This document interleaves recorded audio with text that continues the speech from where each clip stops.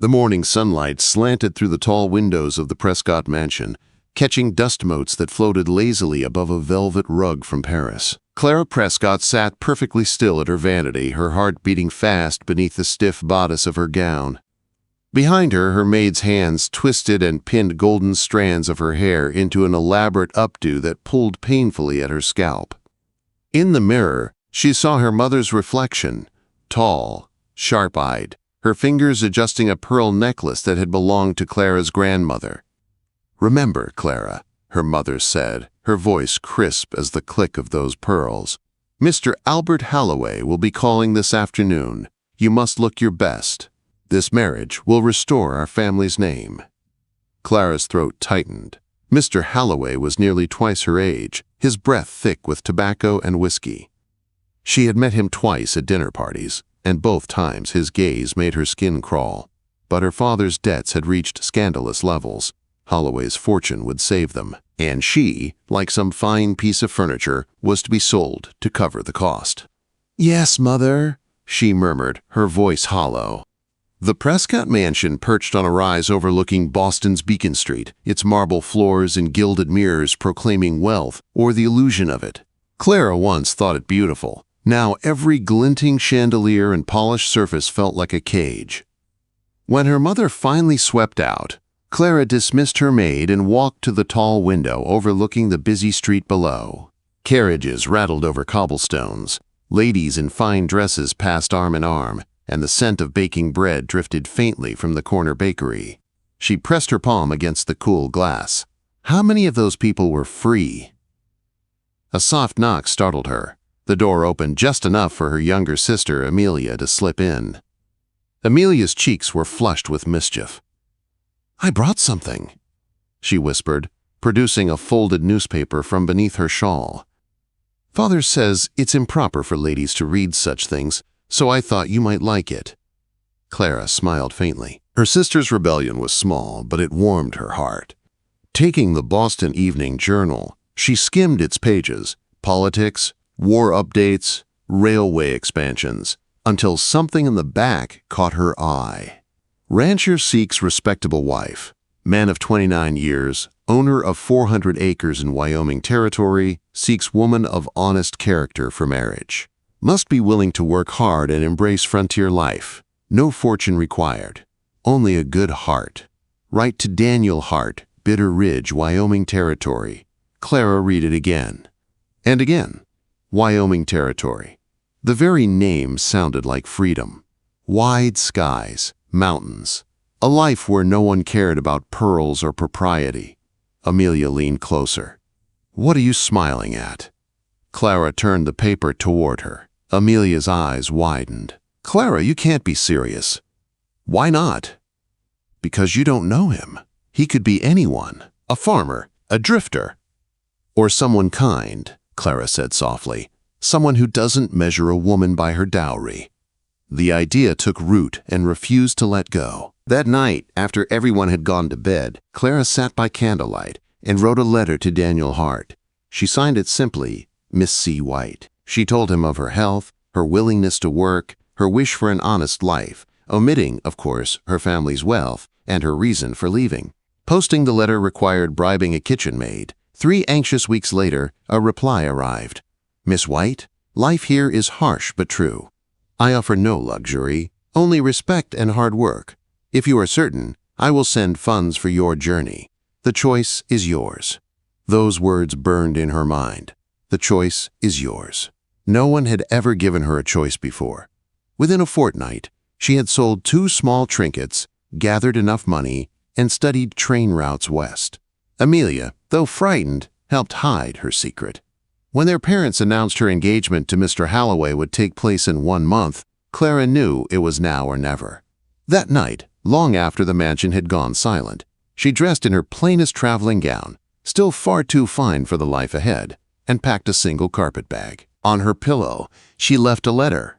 "I'm sorry. Please forgive me." She kissed her sister goodbye in the servants' hall, where Amelia pressed a few coins into her hand and whispered through tears, "Write to me, somehow." At dawn, The train station loomed gray and cold. Clara purchased a ticket west with trembling hands, her heart hammering in her chest. As the train hissed and lurched forward, she looked out the window at the fading skyline of Boston, the only world she had ever known. Days turned into weeks. The further she traveled, the rougher the journey became. From Chicago to Omaha, then farther west, through endless prairies that shimmered beneath the sun. She learned to sleep upright, to eat stale bread, to endure the curious glances of strangers who saw her fine manner and wondered what business she had in the frontier. In Omaha, she traded her last piece of jewelry for 2 calico dresses and a pair of worn boots. Her reflection in the train window no longer looked like the pampered daughter of society. She looked like someone else, someone stronger. When at last the train wheezed to a halt in Miles City, Montana territory, the station was nothing more than a wooden platform and a water tower. A sign half hanging in the wind read, "End of the line." Clara stepped down onto the dust. The air smelled of horses, smoke, and wild sage. Men in hats watched her with open curiosity, some amused, others simply curious. A woman in bright paint and feathers leaned against a saloon post, smiling knowingly. "You, Miss White?" a voice asked. She turned. A tall man stood before her, shoulders broad beneath a worn duster coat. His eyes were gray-blue, like a storm waiting to break. "Daniel Hart?" she asked. He nodded once. "We'll be married today," he said, his tone brisk, but not unkind. "Judge's in town, won't be back for another month." Clara blinked. "Today?" He met her gaze steadily. "It's how it's done out here." Her breath caught, but she managed a nod. "All right." Within an hour, in a cramped wooden office that served as courthouse and post, the judge pronounced them man and wife. Daniel slid a simple gold ring onto her finger. There were no guests, no music, only the sound of the wind rattling the door. As they stepped outside, Daniel helped her onto his wagon with surprising gentleness. "It's a long ride to the ranch," he said, flicking the reins. The town fell away behind them, swallowed by the horizon. The land stretched vast and unbroken, the sky impossibly wide. Clara gripped the seat, her heart a mixture of fear and awe. She had traded lace for dust, comfort for uncertainty. But as the wind lifted her hair and the mountains rose in the distance, she knew one thing for certain. Whatever awaited her in this wild new land, it would be hers by choice. The wagon wheels creaked over rutted trails as the sun climbed high above the Montana sky. Clara's body ached from the constant jarring, but she kept her discomfort to herself. Daniel drove in silence, his gaze fixed on the endless horizon. The few times she stole a glance at him, she saw a man built by labor and solitude, weathered, lean, and self-contained. His silence wasn't unkind, just deliberate, as if words were a luxury he couldn't afford. They reached a small settlement by midday. A sign creaked in the wind, "Henderson's Trading Post." Daniel pulled the reins and stopped the wagon. "We'll need supplies," he said, setting the brake. "Wait here." Clara nodded, though her curiosity urged her to follow. As he disappeared inside, she became aware of several men lounging on the porch, rough ranch hands with dusty boots and eyes that followed her too long. "Well, look at that," one of them drawled, spitting tobacco into the dirt. Mackenzie finally went and did it, got himself a mail-order bride. Clara kept her chin high, remembering her mother's lessons about never giving attention to vulgar talk. "Pretty thing," another man said with a smirk. "Won't last the winter. Eastern flowers never do." Heat burned in her cheeks, but she remained still, staring straight ahead until Daniel emerged, his arms full of supplies. The moment he appeared, the men went silent. Daniel's gray-blue eyes cut through them like a blade. Without a word, they turned their attention elsewhere. He loaded the wagon efficiently, then handed her a few coins. "Go inside. Get what you need. Things for yourself. Mrs. Henderson will help." Inside, the post smelled of flour, coffee, and oiled leather. A stout woman with kind eyes approached. "You must be Mrs. Hart," she said knowingly. "Daniel wrote about expecting you. Welcome to Bitter Ridge." "Thank you," Clara said softly. Mrs. Henderson led her through the narrow aisles, helping her choose sturdy stockings, undergarments, soap, and a bonnet for the sun. "You'll find life out here different from Boston," the woman said, reading her like an open book. "Takes time to get used to it, but it's a good life if you've got grit." At the counter, Clara noticed the same men from outside pretending to browse while whispering. She caught fragments of their conversation after what happened with Mary, before Mrs. Henderson's sharp glance silenced them. "Pay no mind to gossip," she said firmly, handing Clara her purchases. "The frontier's full of talk and short on truth." When Clara stepped back outside, Daniel was waiting. Without comment, he loaded her packages and helped her up. The sun was dipping lower now, gilding the plains in amber light. They traveled in silence until Clara finally spoke. "Those men, they mentioned someone named Mary." Daniel's jaw tightened. "My late wife." The words hit her like a gust of cold wind. "I'm sorry," she said quietly. He gave a brief nod but said no more. The rest of the journey passed with only the sound of creaking wood and distant hawks crying overhead. By the time they reached the ranch, twilight had turned the sky lavender and gold. Clara leaned forward, expecting a grand homestead. Instead, a small log cabin appeared at the base of a hill, with a barn and a few outbuildings scattered nearby. Chickens scratched in the dirt yard, and 2 horses grazed behind a split-rail fence. Her heart sank. It wasn't disappointment so much as shock. After her upbringing among chandeliers and marble floors, this seemed impossibly modest. "It isn't much," Daniel said, perhaps reading her silence. "But it's solid. Built it myself after the first cabin burned." Quote, "It's home," Clara said, forcing a smile. An older man limped out from the barn, followed by a teenage boy leading a horse. "Evenin', boss," the man said, tipping his hat. "Hank," Daniel replied. "This is Clara, my wife. The boy's Miguel. They help with the ranch." Hank nodded politely, but looked doubtful. Miguel stared outright until the older man cuffed him gently. "Welcome, ma'am," he said shyly. Daniel guided her into the cabin. The air inside smelled faintly of smoke and pine. The main room was plain but clean. A stone hearth, rough-hewn furniture, a simple table, and a ladder leading to a loft above. "Mrs. Novak handles cooking and cleaning," Daniel explained. "She stays in the cottage out back." Clara nodded, trying to hide her nerves. Her hands itched to do something, but she didn't yet know what her place was here. "I'll show you the loft," he said, carrying her carpet bag up the ladder. The small room under the slanted roof held a rope bed, a chest, and a single window overlooking the prairie. It was humble and heartbreakingly quiet. "I'll let you settle," Daniel said, climbing down. "Supper's at 6." Clara sank onto the bed, her fingers tracing the worn quilt.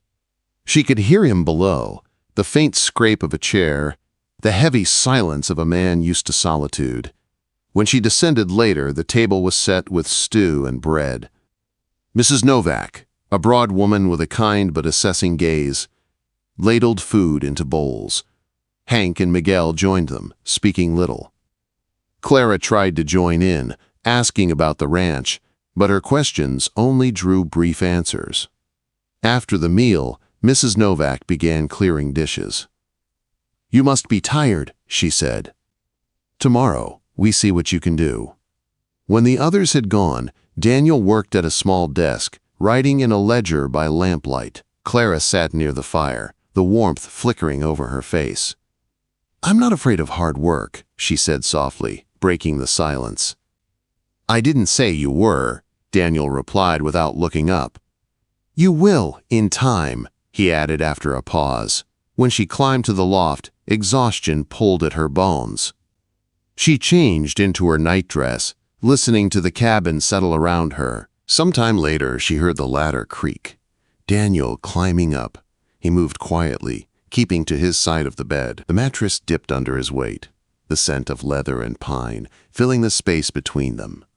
Neither spoke. Outside, coyotes howled under the moon, their cries echoing across the empty land. Clara stared at the ceiling, the thin gold band on her finger catching the faint light. She had traded wealth for freedom, but as the wind whistled through the chinks in the logs and her new husband lay silent beside her, she wondered what freedom truly meant. The next morning she woke to the sound of men's voices outside and the rhythmic clang of metal. Daniel was already gone, working before sunrise. Mrs. Novak stood at the stove, frying salt pork. "Good morning," Clara ventured. The woman nodded. "Men eat early. You eat now." Clara sat and forced down the bitter coffee and dense biscuits. Through the window, she saw Daniel riding the perimeter fence, his movements sure and steady. "Mrs. Novak," Clara said, "I'd like to help today, whatever needs doing." Quote. The older woman raised an eyebrow. "You ever cooked before?" Clara hesitated. "Not exactly." A slow smile tugged at Mrs. Novak's lips. "Then we start there." By midday, the kitchen looked like a flower storm had passed through. Clara's first attempt at kneading dough stuck to everything but itself. Her second batch came out hard as stone. Mrs. Novak sighed, but not unkindly. "Is good. You try again tomorrow. Out here, failure is just practice." That evening, Clara served her heavy biscuits and burnt stew. The men said nothing, though she caught Miguel slipping extra salt into his bowl. Daniel ate silently, but later, when she climbed the loft, she found her apron folded neatly by the bed, and a single word scrawled on a scrap of paper beside it. Good start. It wasn't affection, but it was something. Outside, the prairie wind sang against the cabin walls, a lonely, endless sound that promised both hardship and hope. Clara lay awake listening, her hands roughened from the day's work, her heart still uncertain, yet stubbornly alive in this strange, wild place she had chosen to call home. Winter came early that year, sweeping down from the mountains with a force that caught everyone by surprise. The first snow arrived before Thanksgiving, thick and heavy, turning the prairie white overnight. For days, Clara could barely see beyond the cabin door. She worked beside Mrs. Novak from dawn until dark, chopping vegetables, patching clothes, feeding the fire. Her hands, once smooth and pale, were now calloused and red. Her back ached, but she felt a small, fierce pride in keeping up with the rhythm of the ranch. Daniel rose before dawn each morning and returned long after sunset, his shoulders hunched from exhaustion. He spoke little, but his quiet nods of approval when she managed the chores well meant more to her than any words of flattery. Still, there were nights when the silence between them grew thick enough to choke her. One evening, as she set a pot of stew on the table, she finally said it. "You never talk about her, about Mary." Daniel looked up sharply. For a long time, the only sound was the crackle of the fire. "Nothing good comes from digging up graves," he said. "I'm not asking to pry," Clara said softly. "But you can't keep living with ghosts." His spoon clattered against the bowl. "You don't know what you're talking about." She flinched but didn't back down. "Then tell me." He stared into the flames, his jaw tightening. When he finally spoke, his voice was low and strained. 3 winters ago, a storm hit while I was in town for supplies. I was gone 2 days longer than planned. When I came back, she was gone. Tried to save the horses in the blizzard, found her half a mile from the barn. Clara's breath caught. "I'm so sorry." Daniel shook his head. "She wasn't built for this life. I should have known better." Silence settled again, heavy but different this time, not cold, but shared. The next morning, the storm broke, leaving behind a glittering landscape of snowdrifts and ice. The ranch hands worked to clear the barns, while Clara shoveled paths with numb fingers. When she nearly slipped, Daniel caught her arm, steadying her. Their eyes met, a fleeting spark of warmth passing between them before he stepped back. By spring, the ice melted, and so did something inside Daniel. His voice grew softer, his glances longer. When Clara laughed, he didn't look away as quickly. They began working together more often. He taught her how to saddle a horse properly, how to read the weather by the shape of the clouds, how to spot a sick calf before it failed. She learned fast, and for the first time, they talked, really talked, about more than chores. Then one afternoon, trouble came riding out of the horizon. 5 men approached the ranch yard, their faces hard, their guns visible. Daniel stepped onto the porch, his hand resting near his revolver. Clara froze at the window. Their leader was tall, with a scar down one cheek and cold, gray eyes. "Mackenzie," he called, using Daniel's last name like a challenge. "Been a long time." Quote, "Thornton," Daniel said, his tone flat. The man dismounted, his boots crunching over the frost. "You owe me, Mackenzie. My sister died on your watch." Clara's heart stopped. "Sister, Mary, she was my wife," Daniel said evenly. "And I've paid for her loss every day since." "Not enough," Thornton spat. "You left her to freeze." Clara couldn't stay silent. She stepped outside, her breath fogging in the cold air. "You're wrong," she said, her voice shaking. "He's not the man you think." He loved her. Thornton's eyes flicked to her. "And who are you?" "His wife." Something dark crossed his face. "You replaced her quick." Daniel moved between them. "This isn't her fight." "Everything's her fight," Thornton snapped. "Because you don't deserve peace after what you did." The 2 men stood face to face, the weight of old guilt and grief between them. Then quietly Daniel said, "You want vengeance, Jake? Fine, but not here, not around my people." Thornton hesitated. The wind carried the sound of creaking leather and distant horses. Finally he said, "No guns. Fists. You win, I walk away. I win, you sign the ranch over to me." Clara's blood ran cold. "No," she whispered. "This isn't justice." Daniel met her eyes. "It's the only kind he understands." They cleared the yard. Men formed a loose circle as Daniel and Thornton faced each other. The fight was brutal, raw, and wordless. Thornton struck first, fast and angry. Daniel staggered but didn't fall. He fought like a man who had already survived worse. Blood darkened the snow. Clara wanted to rush forward, but Hank held her back. At last, Daniel's final punch sent Thornton sprawling. He stood over him, chest heaving, blood dripping from his lip. "Yield," he said hoarsely. Thornton lay still, then laughed bitterly. "She wrote me, you know," he rasped. "Said she was lonely out here. Said you were good to her, but distant. She loved you anyway." Daniel's expression broke. "I loved her too." Something shifted in Thornton's eyes, anger melting into grief. He rolled onto his side and pushed himself up. "Then maybe that's punishment enough." He turned to his men. "We're done." Quote, as they rode away, Clara ran to Daniel, catching him as his knees buckled. "You fool," she said through tears. "You could have been killed." He winced, blood on his teeth, but managed to smile. "You sound like Mrs. Novak." She pressed her forehead to his chest. "Don't ever do that again." "Didn't plan to." That night she cleaned his wounds, her fingers trembling. He caught her wrist gently. "You shouldn't have come outside," he murmured. "I won't hide from what's mine," she said. "You, this ranch, this life.